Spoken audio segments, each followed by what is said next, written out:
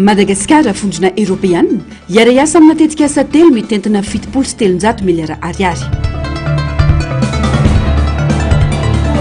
Ka 1 ivato bodon'olo tokana nantan'ireo olona 300 efa noazarina nandritra ny 5 amin'ny 10 taona. Augustin Andriamananoro nesorina tamin'ny maraina teo izy tsy azo enjehana ny tany. Manatitra ny araba tombo kilasy tongovavy tonga soa indrainao tanatin'izao fotoana ny fampahalalam-baovao izao ampanajana sy ampitiavana no anasako anao anaraka ny vaovao hatramin'ny farany.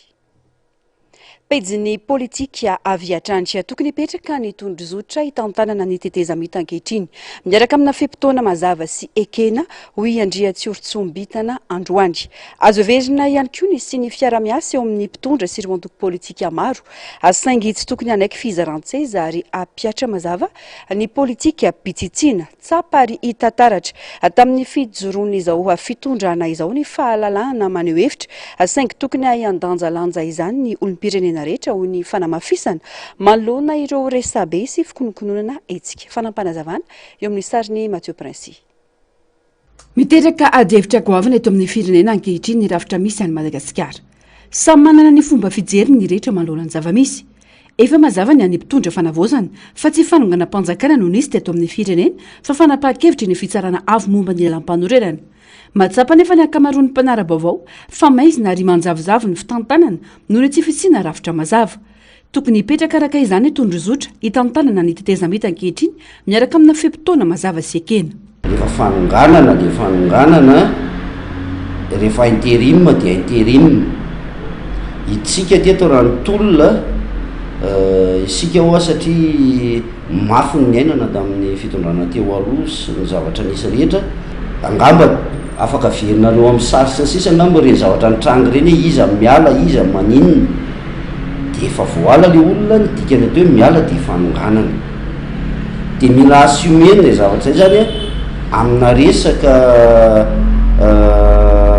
tondrozotra mazava hoe inona no hitondrana n'ilay firenena zany rehefa voaongana le nisy teo zay izy zany amin'ny ankapobeny dia mba mipetraka mazava tsika ho anaty fepitoana voafetra mazava indrindrindrindra ihany koa eo amin'ny resaka politika ankapobeny zay napetraka ny filohan'ny fanavozana hoe politika pitsitsina dia mba misy zavatra mba hoe silozisma tsara zany zavatra mifanaraka tsara ao anatin'le filana ao anatin'ilay tetezamita. Azo vezina ny sy ny fiara-miasa eo amin'ny mpitondra fanavaozana sy ireo antoko politika maro manana ny heviny anatsarana ny fitantanana ho ny fanazavana saingy tsy tokony anaiky fizarantseza ary apiatra ny politika pitsitsina arak'izay efa ny matimatesana izao fitondrana amin'ny joro izao. Tsy mampaninina mihitsy hoe naneo fitondrana no mamolavola n'ilay fanavaozana le rafitra ametratsika n'ilay tetezamita fa kosa reto betsaka efa tafakatra hoe 520 isa ilay antoko politika mivory zany ametraka endrika hoe ity misy tondrozotra tsy mampanino zany dia omeo an'le fitondrana ary tsy voatery le 125 parti politika ihany fa na association na oro zany omeo an'le fitondrana misy am'izao le izy dia mpanara-maso ngambitsika rehefa mba hoe samy ekeny rehetra rehefa mba vita ao anaty fehikevitra lehibe anankiray zay hoe tondrozotra zay no zavatra lasa ho an'ny firenena tsy hitamberimberena n'ilay crise cyclique eto Madagasikara hoe crise miverimberina raha pitsoravaka pitsondray dia anongana dia aninona indray tsika tsy izay tsony. Mitady verina tamin'ireo olana notakina tena kianja ihany koa ny zavamisy ankehitriny raha ny fomba fijery raha tsy teny efa tsy ny resaka jiro sorano izay mampitariana ny maro. Lesona ho an'ny mpitondra ny zavamisy ka tokony andraisana izy ireo fepetra sy fanapahan-kevitra mamaly ny etahitam-bahoaka hisoroana ny krizy miverimberina eto amin'ny firenena.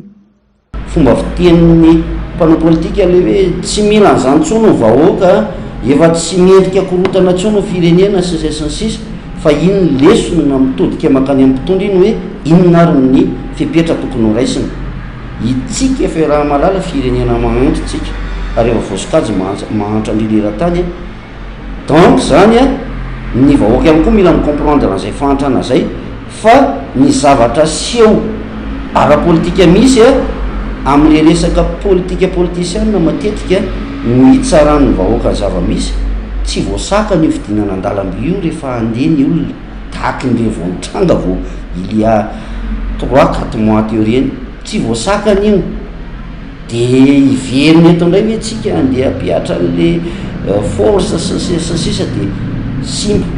simba le firenena simba le fanjakana tsaparitataratra tamin'ny fijoroana izao fitondrana izao ny fahalalana maneho hevitra saingy tokony ahian-danjalanja izany olo-pirenena rehetra ho ny fanamafisany tsy tanteraka mo maly ny fidinana an-dalambe nokasain'ireo tanora natao teto Antananarivo ny kiasanao rodobe hoeny amin'ny kanjany 13 Mey ireo tanora raha ny vaovao no ny fahitan'izy ireo fa misy tsy fahaizana mitantana amin'izao fitondrana lazaina fa fanavaozana izao. Manodidina izay vaovao izay andrasan'ny SADC amin'ny farany izao volana febroary izao ny tatitra mikasika ny firosoana amin'ny fanavaozana sy ny fandrafeta ny fitondrana malagasy ny tondrozotra mazava hitondrana amin'ny fanavaozana ny androm-panjakana mba ahafahana manatanteraka fifidianana azo antoka sy andraisan'ny rehetra anjara tokony ho laram-pamiaina ho an'ny fanjakana amin'ny malagasy izany raha ny faneho-kevitry ny jeneraly Désiré Ramakavelo mba ahafahana mamaritra marina ny lalan-kizorany fitondrana mijoro amin'izao fotoana izao. Tato-baovao ny Narsisy Karazafy mbola avatsara. Mila vahaolana maharitra sy mazava eto amin'ny firenena mitaky fiara-miasa eo amin'ny fanavaozana ny Repoblika sy ny SADC amin'ny fitohizan-draharaha na ny intérim mba hanamora ny fanavaozana sy ny fanomanana ary ny fiomanana amin'ny fifidianana hoy ny jeneraly Ramakavelo. Zava-dehibe ary tokony ataon'ny fitondrana laharam-pahamehana araka izany ny fanaovana tatitra izay takin'ny SADC maika ho an'ny malagasy raha teo izany hoy ihany ny fanehoan-kevitra. Everiko fa razany sady hitsiny fa tsy hoe isalasala eto tsika tokony atao mihitsy le hoe inona marina le zavatra ho atao mametaka feuille de route satria ho anatin'ile feuille de route io mihitsy no ahafantarana ny ataontsika hoe ny ambanivango sy ny andinidininy amin'ny fanatanterahana an'izy ary everiko ny tenako manokana zarara misy olona mampahatsiaro antsika firenena mampahatsiaro antsika hoe ataovy io zavatra io fa raha tsika samyntsika fotsiny de mety mitaredretretsika de ny fotoana nefa mandeha ihany ary ny fahasarana na hitombo arakaraky ny andehanan'ny fotoana. Tsy afaka miolon'olona ho maleo tena fotsiny ny firenena amin'izao fotoan'izao afa tsy maintsy miankin-doha amin'ny firenena matanjaka tsy midika ho fibaikona na fanarahana baiko ny fanaovana io tatitra io sy ny fandrafetana ny tondrozotra takin'ny SADC afa fitadiavana vahaolana entina mamany krizy eto amin'ny firenena. Izany mbola feheziny rafitra ny 4e République tsika ary mieva ary enoko fa zay mbola anekeny olona marina fa nahita hevitra tsika tonga de hoe apetraka ny zareo amin'ny fitsarana avy momba ny lalampany reny anamalatsika akeka ny tany amin'ny anteny miram-pirenena natsapa fa misy fahavakan'ny toerana sy tany rehetrarehetrany de ao anatin'ny ara-dalàna de raha ny tena marina mbola ao anatin'ny ara-dalàna tsika fa tsy hoe miopery ary zay mbola misy ny fifandraitana mbola misy ny fanampiana zao tsika tratra ny rivotroza tety mbola tonga ny fanampiana fa raha tena hoe tena tsy manaiky mihitsy an'ity fitondrany ity ny any velany tsisy anyme tanananao eo zay fotsiny ny atsapana azy le zavatra miseho no afahanao manao hoe mbola iken'ny olona no mafisy ity mpandinika raharam-pirenena ity fa ny fandrafetana tondrozotra ihany no vahaolana ahafahana mamaritra ny lalak'izoran'ny firenena ao anatin'izao fitondrana fanavaozana izao. Lafombavao hafa kosa indray amatsy vola mitentina 703 miliara ariary na 7 tapitrisa dolara natanterana tetika sagoavana telo eto Madagasikara ny fondrona Européenne. Tontosa androany ny fifanovatsony fifanarana momba izany teo amin'ny ministry ny toe-karena sy ny fitantanam-bola ary ny mahasoivony ny fondrona Européenne teny amin'ny lapany mahazo arivo. Anisan'ny tetika sa lehibe ho tanterahina ny fanamboarana sy ny fanatsarana ny fahazondrano sy fidiovana ho Toamasina izay verina fototra iankina ny fahasalaman'ny mponina sy ny vokatra ara-toe-karena. Fanampanazava. Tetika sa lehibe misy telo eto Madagasikara novatsy ny vondrona Européenne vola mitentina 703 miliara ariary na 7 tapitrisa dolara vola tsy averina voalohany ny fandarana asa acte na fanomanana ny varitra ho an'ny fanovana radio-karena eto Madagasikara aritra 5 taona mitentina 100 miliara ariary. Tetika asa mikendry ny fanamafisana maritra ny fahaiza-manao ny orinasa malagasy mifaninana, indrindra ireo orinasa madinika sy salatsalany ary ireo tena madinika sy ho fampitomboana ny fisiny eny amin'ny tsena iraisam-pirenena indrindra fa ny tsena eropeanina. Faharoa ny tetika asa pit izay ifototra amin'ny fampitsitrahana rano fisotro madio sy fanadiovana any Tomasina izay manodidina ny 520 miliara ariary. Manana tanjona ny ampitombo ny fahafahan'ny famokarana rano fisotro madio, anatsara ny tambazotra ny fizarana rano ary anamafy ny fotodrafitrasa momba ny fidiovana ity tetika asa ity. Ny fahatelo dia ny tetika asa padipap na ny fandaharana asa ho fanohanana na ny fampandrosoana eny amin'ny manodidina ny faritra rovana. 570 miliara ariary na 820 tapitrisa euro no famatsim-bola izay tafiditra ao anatin'ny fiarovana ny tontolo iainana. Le programme ACT actionne 3 leviers. D'abord, la conformité. Deuxièmement, la réduction des coûts des transactions. La bureaucratie est une taxe invisible. Chaque heure gagnée au port ou à la douane grâce à la dématérialisation est un point de compétitivité gagné pour nos entreprises et surtout pour nos PME. L'intelligence commerciale, troisièmement. Le marché mondial est une arène. Nous devons armer nos opérateurs pour qu'ils sachent où se situe la demande et comment y répondre. Ensuite, le programme eau et assainissement à Tomasina nous rappelle une évidence. L'infrastructure est la base de la productivité, moteur de la croissance économique. Tomasina est le poumon économique de Madagascar, mais une ville portuaire sans accès fiable à l'eau et à l'assainissement est une aberration productive. Enfin, avec le PADIPAP, nous changeons de paradigme environnemental. La protection de la nature ne doit plus être une charge budgétaire, mais un investissement dans l'économie verte. Si les communautés riveraines ne trouvent pas de revenus dans la conservation, la pression sur nos ressources sera irrésistible. PADIPAP va créer des chaînes de valeur durables pour que la forêt vivante rapporte plus que la forêt coupée. Tafiditra tanteraka ao anatin'ny politika mpanjakana ireo tetika asa telo ireo ho ny masevony vondrona eropeanina izay nanindro mafana mafindra ny fifampitokisana sy ny fiara-miasa ny fitantanana mangarahara amin'ireo fanampiana samihafa azon'ny Madagasikara izay fananomezany Prime Ministra tokony rehetra fa ho tena ho tonga any amin'ireo tena hisitraka izany ny fanampiana. Donc les 3 conventions de financement qui sont signées aujourd'hui s'inscrivent dans la politique générale de l'État pour soutenir les efforts du gouvernement et cadrent évidemment dans tous les objectifs qui sont ceux de la refondation jusqu'au plus haut niveau. Monsieur le Premier ministre a marqué un engagement très solennel, très fort, qui est d'ailleurs un engagement répété sur l'utilisation des fonds des partenaires internationaux. Et Monsieur le Premier ministre a pris l'engagement du gouvernement que ces fonds seront toujours utilisés à bon escient et iront directement aux bénéficiaires jusqu'au dernier arrière, jusqu'au dernier euro en l'occurrence, puisque c'est dans cette devise que le chèque sera libellé. Donc merci Monsieur le Premier ministre pour cet engagement qui nous fait chaud au cœur, qui nous rassure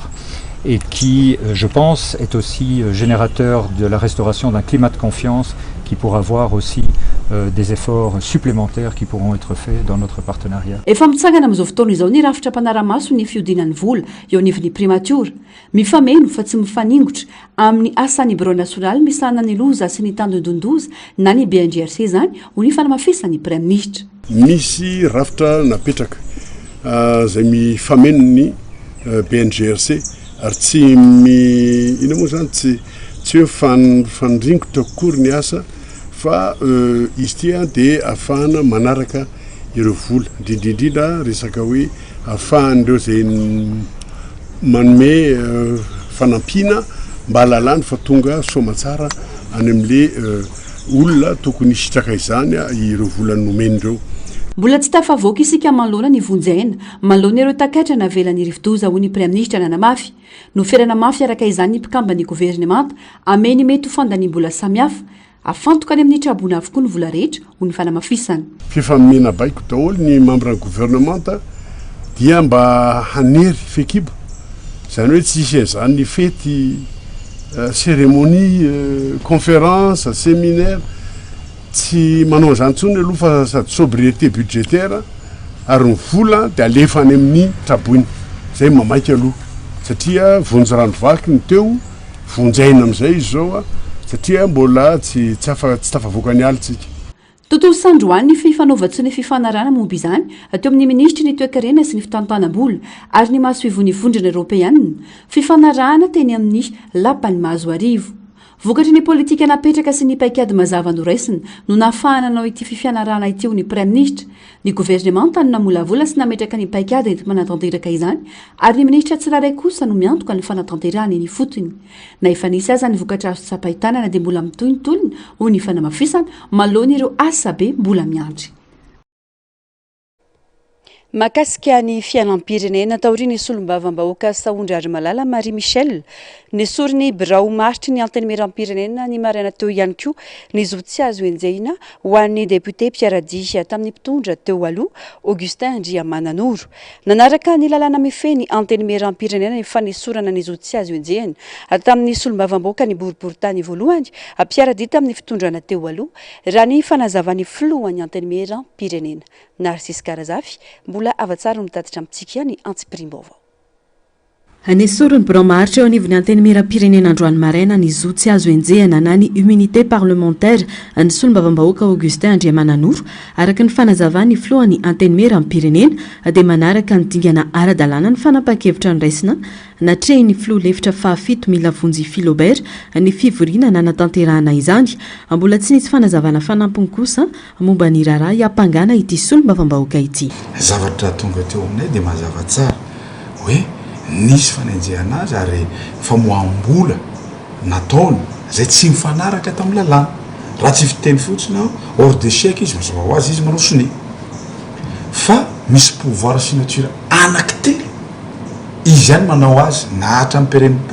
izy ihany manao soni azy zavatra ohatran'izany lasa terenareo za lasa miteny ny zavatra mbola tsy ho teneniko alohan'ny fotoana zany ka zay mba hiangaviko atsika hoe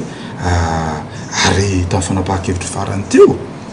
dia nanatsika teo koa andriamatoa mila vonjy ankoatra izay naneo ny heviny mikasika ny fisina miaramila vahiny eto Madagasikara ny filohan'ny antenemeram-pirenena izay nilaza fa maro no ireo miaramila rosiana ireo miaramila frantsay tonga teto Madagasikara amin'izao fotoana izao fa zavatra tiako tenena hoe gaga ny fitondrana amin'izao fotoana izao mahita miaramila frantsay be dia be manerana Madagasikara zany zavatra zany sy zavatra sarotra ny acceptevitsika zany satria fa efa nisy azadin'olo fa ingay Andy Rajoelina miaramila frantsay minakazy teto ary zavatra tsy azo atao zany ary ny frantsay mihitsy nanameloka ny amerikana raha naka ny filoham-pirenena Venezuela tany izy fa maninona kory zareo niditra teto naka ny ingay Rajoelina teto andrasana araka izany izay fanapahan-kevitra na fepetra ho raisin'ny Madagasikara manoloana izany toe-java-misy izany fananao sesilany tatoato ny fanadiadiana sy ny fisavana ary fisamborana ireo Piaradia tamin'ny fitondrana teo aloha rariny loatra ny fihetsiky ny fitondrana amin'izao amin'izao fotoana izao hoy ny faneho-kevitry Rivo Rakotovao izay nilaza fa isan'ireo olona malahelo seza sy tia mambolokorontana ny filoha teo aloha ary raha ny fanazavana ity mpanao politika ity mila tao manaraka ny lalàna kosa nefa ireny dingana rahina ireny hoy ny fanazavana mbola manao ny faraherin'ny ny filoha teo aloha sy ny ekipa ny amin'ny fanakorontanana ny firenena amin'izao fotoana hoy Rivo Rakotovao androany mila mailo ny fitondrana ankehitriny ka rariny loatra raha misy ny fanadiadiana atao amin'ireo ekipa ny mpitondra teo aloha ho hiatrany ny filoha nasionaly ny antoko HVM miantso ny fitondrana ho mailo sy entitra amin'ny fanatanterahana ireo fanadiadiana nefa ny tenany ao anatin'ny fahaiza-manao an'ny Andry Rajoelina ny fanakorontanana ny ainan'izany zay tamin'ny efatra ambin'ny folo arivo no ny tsy afaka latsaka izy dia niezaka foana izy amin'izay fanakorontanana zay enina dia nampidirina tao anatin'ny gouvernemental ny olona mieritrretina fa momba azy tamin'izany mitady fahamarinana tsy tokony ho fanenjehan'olona be fahatany fa ao anatin'ny manara-dalàna no anaovana azy fa raha hosakanana ny fitadiavana fahamarinana vérité ozy izy ny teny frantsay dia diso be tsika toy izany foana natao hatramin'izay fa nisy olona eto mangalatra nisy olona teto manao kolokolo misy olona teto tady amerenana angiandrajoelona eto amin'ny firenena amin'ny rara fananakorontanana mila mitandrina zany fitondram-panjakana raha nisy voalohany am'izany a no tsy manavaka anizy aniza mihitsy a raha ohatra ao anatin'izany alay mpanahy ratsy zany a andeha anakorotana ny firenetsika. Tokony anaraka lalàna velona sy ny pitsipika amin'ny feny fanjakana ny fanatanterahana ny fanadiadiana sy ny fisavanana ny perquisition ho ihany rivo rakoto vao mba hisorohana ny fanitsakitsahana ny zon'olombelona sy ny mety ho fanararao tamin'ny pahefana. Mba mila mitandrintandrina mailomailo any zany fitondram-panjakana satria mbola miodiody be da be any le olona misy ary nahazo fahefana indray am'izao fotoana izao dia zay zany ny tokony ho tandremana kely amiko tsy hoe miady seza sy ninona fa tokony mijery any zany ny fitondram-panjakana satria mbola marefo la izy le olona mbola miady indrindrindritsika fatany tsara fa sahirana ny firenena zao a misy ireny rivo-dozy reny miainana foy tanàna rava sy ny sisa dia mananarota zany ny tena mampanahirana mihitsy zany mieritreritra hoe anatin'izany fotoan-tsarotry zany dia mbola misy karazan'olona eto mety karamaina le karamaina moa le majinijinika reny zavatra hafa fa olona lehibebe sombavambahoaka tomponandrika teo ambony teo aloha indrindrina matahotra satria manana dossier mavesatra be dia mitady manao viverny am'izay ka za mino fa tsy matahotra an'izany fitondram-panjakana tokony hijoro ary ny olona zay kely aina nanahakana an'izao fitondrano zao. Ilaina ny mangarahara sy ny fanajana ny rafitra ara-dalàna mba hiantohana ny fahamarina toerana sy ny fitoniana eto amin'ny firenena ho ihany ny fanazavana. Lafombavao afa tanteraka ny paritaka teny mitamazotra antserasera andro maromaro zao ny olana misy eo amin'ny fonja ny vaingan-drano ny fitsarana efa no mamaritra ny lalàna omena ny voafonja hoy ny sandika ny mpandrarany fonja fa tsy misy idira ny lehibe ny fonja amin'ny trango io hoy ny fanamafisana teo amin'ny fandraisam-peo ny Narcisse Karazafy sary siriran-tsary ny mbola avatsara. Miteraka resabe ao amin'ny fangain-drano amin'izao fotoan'izao mikasika ilay olona voafonja mbola mamerikeloka mamita sazy ivelan'ny fonja io voafonja io raha ny fanazavana manao fanamarina pahatongavana na pointage isan-kerinandro aka tsy eo ambany fanaraha-maso ny mpandrarahan'ny fonja intsony ny andro avy fa hoy ny sindika ny mpandrarahan'ny fonja raha ny vaovao ihany misy ny tsindry ataony olom-boafidy amin'ny lehiben'ny fonja miantsony amin'ny tsy tokony hanafangarona ny asan'ny fahefana mpanao lalàna sy ny fahefana mpanatanteraka ny sekretera jeneraly ny sindika ny mpandrarahan'ny fonja. Ary tokony hajanona ny fanaovana antsozay ampiasa-panjakana izay ataon'olom-boafidy any amin'ny distrika maro samihafa ireny satria mbola tazana tokoa amintsika miresaka zao ny antsozay ataon'ireo olom-boafidy ampiasa-panjakana tafiditra anatin'izany tanteraka ny amin'ny distriky ny vangain-drano iny izay mahazo ny mpiara-miasa aminay raha ny maromarona kokoa ny lehibe ny fonja ny vangain-drano izay tena enjehina sy simbaina iny anivo tambazotra serasera aratsiratsina amin'izay zavatra tsy maro-pototra tsy voamarina akory fa tena simbaina tanteraka ny olombelona. Makasika le vaovao anaratsiana azy sy animbana azy araka ny resaka tao dia mbola tsy voamarina sary tsy maro-pototra la izy fa ny resaka eny fotsiny dia hoe nisy voafonja anankiray izay mamita asa ivelan'ny fonja no ahiahina nanao eloka hafa izay tena tsisy idiran'ny lehibe ny fonja zany satria voafonja efa mamita asa ivelan'ny fonja le olona na ny vadinao ao an-trano ara na ny zanaka naterakanao ao an-trano ara tsy voantokanao ny fanainy fa indrindra ve voafonja mamita asa ivelan'ny fonja. Ankoatra izay nanaovany antso ihany koa ny tokony hanenjehana ireo compte fake sy ny mpanaparitaka vaovao tsy marina eny anivon'ny tambazotra antserasera hisorohana ny fanakorontanana mety hisy eto amin'ny firenena. Vaovao ny sosialy very fanambola velona ireo mponina manodidina ny 300 eny Ivato manoloana ny fibodoan'olo tokana ny tany no hajarin'izy ireo nandritra ny 5 taona izao. Manjaka ny herim-pamoretana atao amin'ireo voakasika raha ny fitarainana ka iantson'izy ireo vonjy amin'ny mpitondra mahefa. Efa nametraka fitoriana teny amin'ny fitsarana ny mponina saingy mbola tsy nivaly izany. Hoy ny fanazavan'ireo mponina izay nilanja sora-baventy manohitra ny tsirariny miatra amin'izy ireo. Fanampanazavana. Andranomaso ary tao anaty fihetsepo tanteraka ireo mponina voakasiky ny fibodoana tany ataona mpandraraha vahiny iray ety amin'ny sotabomba ka Ivato. Safotra ity raim-pianakaviana ity teo ampampitana ny marary azy. Fanajary daholo izay rehetrarehetra izany sokony indrindreto ary tena tsy zaka mieritreritry dia izao fitondrana teo aloha any Ambatondrazaka ny tena tanindrazako nalainy fitondrana teo aloha ny tanindrazako tsisy alehako teto mbo amin'ny fikirako tamin'ny 1983 ankehitriny atoko dia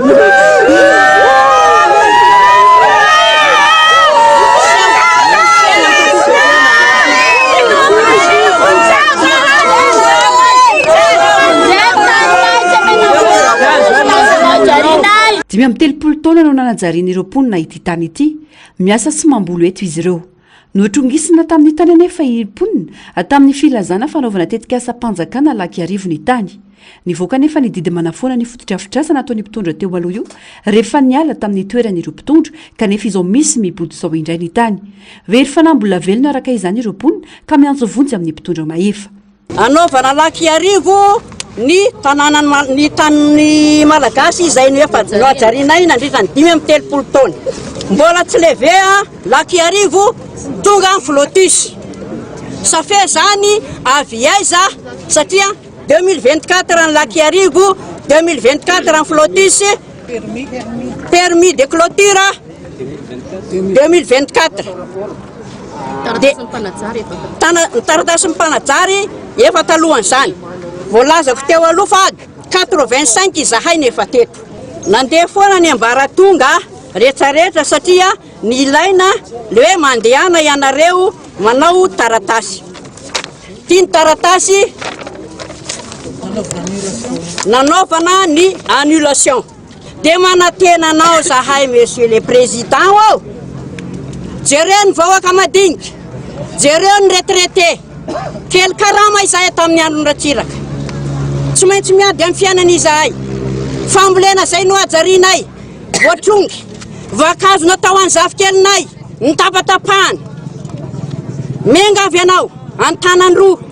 vonjany vahoaka fa mila orendrika ny sambo mivahoaka eto vato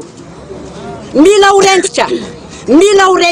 mponina manodidina ny 300 no nanajary ny tany everin'izy ireo araka izany fa fanana ny aradrary ny tany ary anana ny taratasy mazava ka tsy ekena ny fanesorana ny zo tokony hositrahany se cyclone avao fa tena azo lazaina traboina izahay satria 300 olona izahay no manana tany ajarina eto miangavy anao izahay ny fandrena de tena iona aminao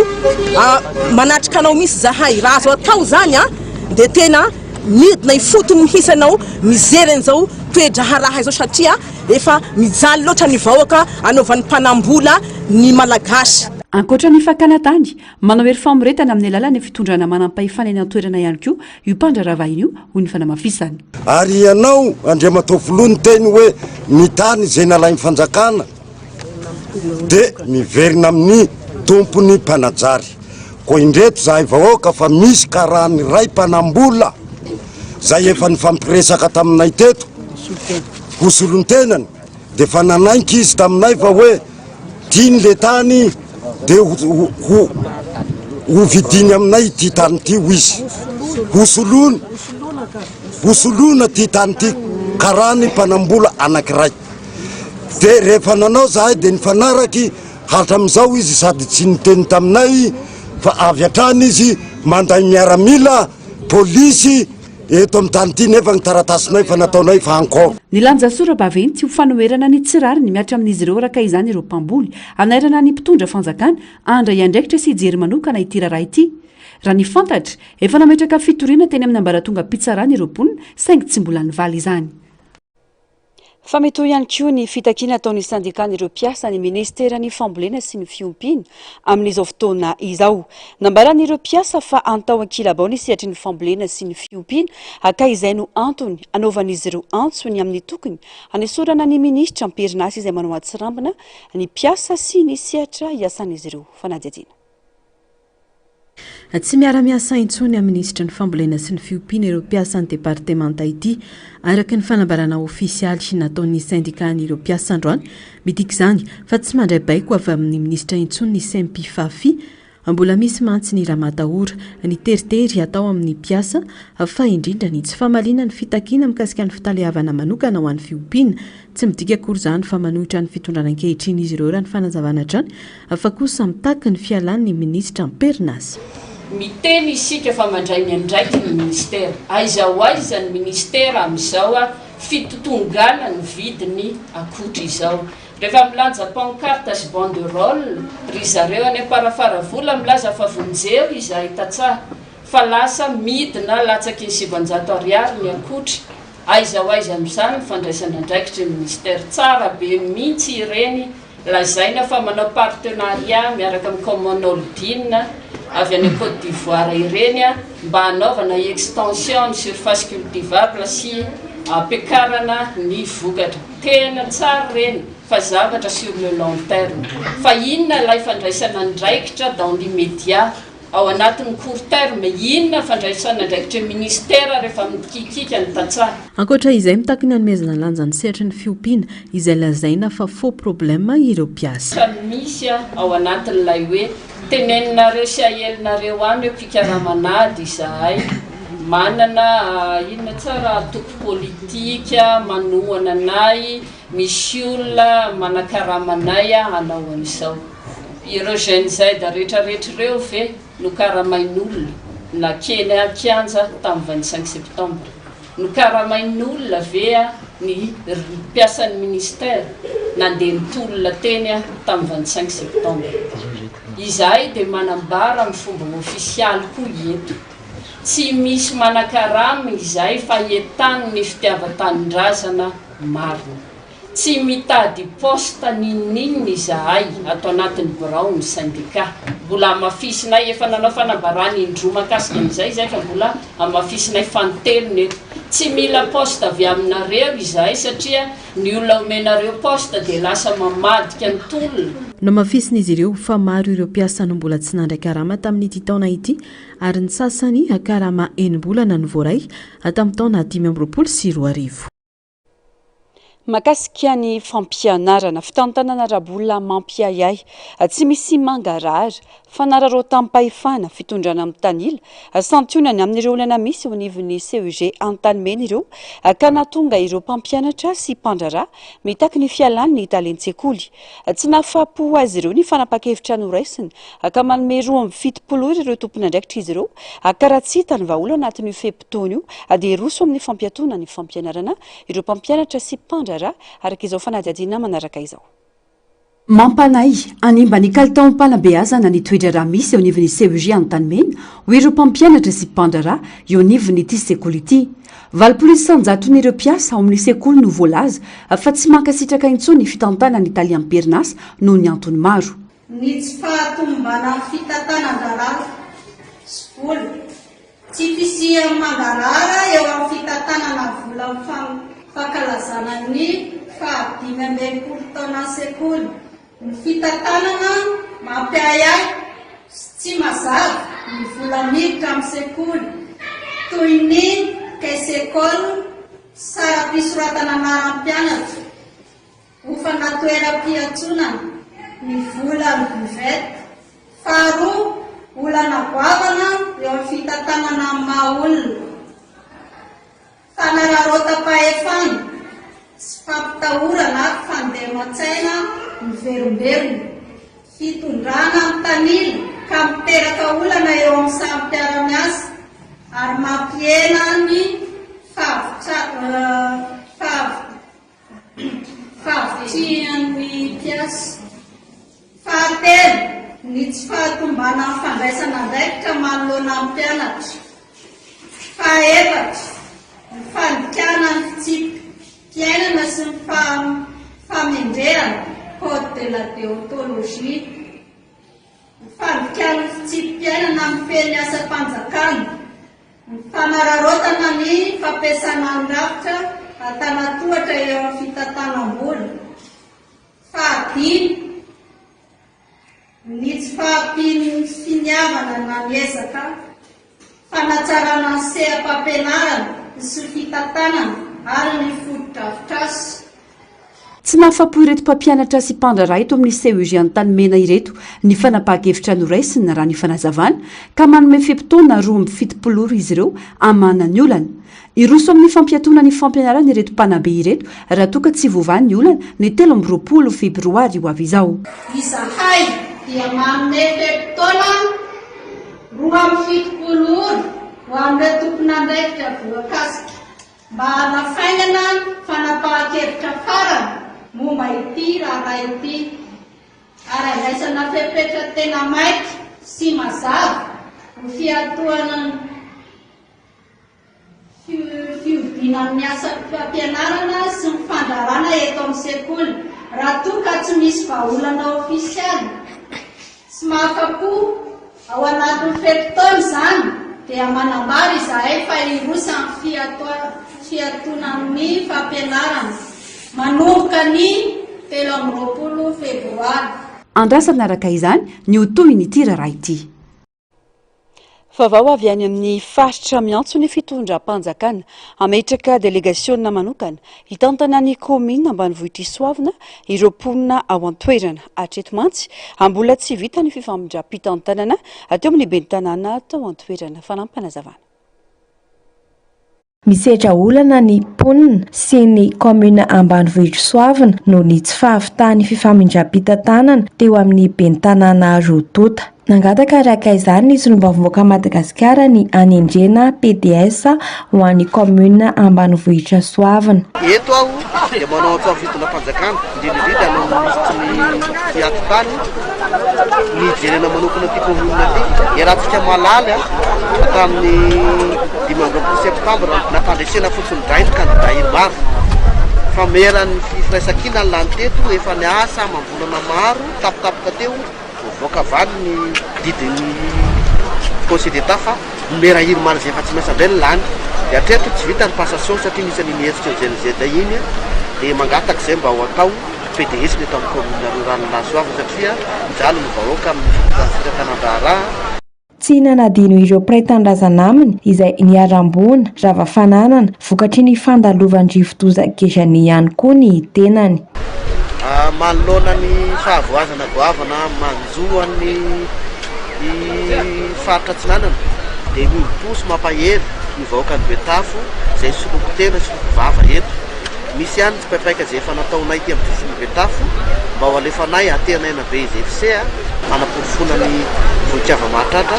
dia mampahery ny vahoaka ny faritra Atsinanana ray manontolo ny vahoaka ny Betafo. Tsy diso anjara tamin'ny asapokon'olona taty Amezisirikany Betafo ihany koa ny komina ambanivohitra Soavina. Lalana izay tena nampikaikaika ny mponina izy ity satria mbola tsy nisy niketsika nandritry ny 15 taona. Lalana izay mampitohy komina ambanivohitra telo Soavina, Manoisoa ary Ambohimasina. Vahoaka 500 araka izany no nampiseho firaisan-kina nanamboatra nanao fanarenana ny lalana izay maty ka afaka ampiasaina ankehitriny ary afaka andehanan'ny fiara.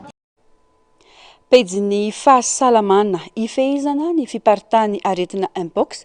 dia fantatra fa ho tonga eto Madagasikara amin'ny ity farany volana ity ny vaksiny fanefitra amin'ny Mpox raha ny vaovao navoaka ny fandaranasa ho an'ny vaksiny fahobena ny PEV. Ireo olona marefo atao ireo mpampanofa vatana, ireo mpamily fiarabe sy fiaraiombonana, ireo mpiasa ny fahasalamana izay mifandray mivantana amin'ireo marary no hisitraka ny dozy voalohany. Raha ny fanazavana dia atao eny anivon'ireo sampandraram-pahasalamana eny anivon'ny faritra ny distrika ny vaksiny aka ireo sokajin'olona voafaritra ireo no olona rahampamehana amin'izany.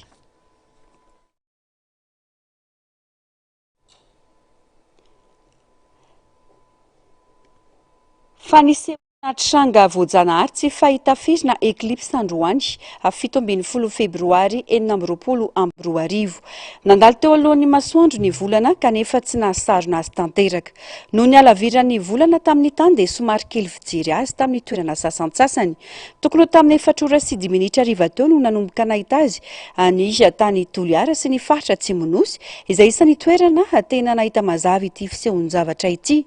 Tranga iray mampatsiahy ny akantony zavaboary sy ny famendrena ny fifandanjany rafi-bolana sy ny masoandro eny amin'ny abakabaka.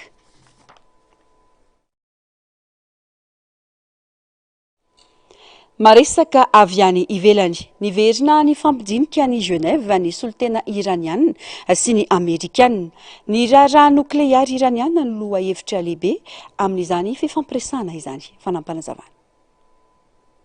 Nanomboka tamin'ity talata ity tao Genève ny fifampiresahana eo amin'ny Iran sy États-Unis tanjona ny hitadiavana ny marimaritra iraisana momba ny fandaharan'asa nokleary iranianina izay niteraka disadisa teo amin'ny Rotota nandritra ny taona maro. Te hanitatra ny adefitra i Washington ka hampiditra ny resaka balafomanga balistika saingy efa nilavy ny Teheran imbetsaka izany satria heveriny ho raharaha mahakasika ny fiarovam-pirenena anatiny ka tsy tokony hidirany hafa. Tsy ahivina fa efa nisy fifampirarahana natao tany Omanina tamin'ny fiandohan'ity volana febroary ity taorian'ny fiatonana haritra hatramin'ny volana jona lasa teo. Nijanona tampoka ny dinika tamin'izany noho ny fifandonana naharitra 12 andro teo amin'ny Iran sy Israel. nandritra izany fotoana izany dia nisy darika bomba nataon'ny États-Unis tamin'ireo toerana misy toby nokleary any Iran. Ankehitriny anefa milaza ho vonina handinika ny marimaritra iraisany Teheran indrindra momba ny tahirana uranium voangona sy voaharo raha toa ka hanesitra ny sazy ara-toekarena mavesatra petrany kosa i Washington. Ireo sazy ireo izay manindry mafy ny toekareny Iran. Mbola miandry izay vokatry ny dinika ny Genève araka izany ny sehatra iraisam-pirenena satria mety hisy fiantraikany lehibe amin'ny filaminana ny Moyen-Orient sy ny fifandraisana ara-diplomatika eo amin'ny Iran sy États-Unis izany. Amaranana ny fampalalam-baovao toy ny mahazatra ny tranga hafakely vehivavy lava indrindra maneran-tany sy ny dobomanga ao Islande ireo indray no entina amintsika androany arahoary.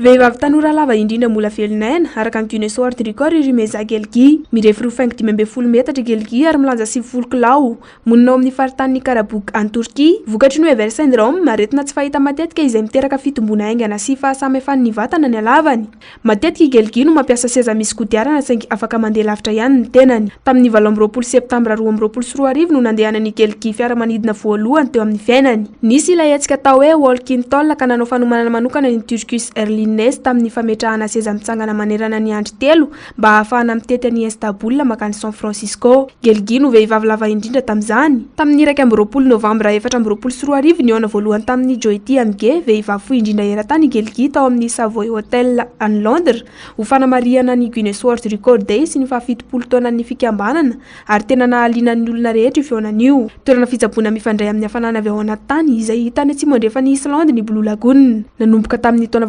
7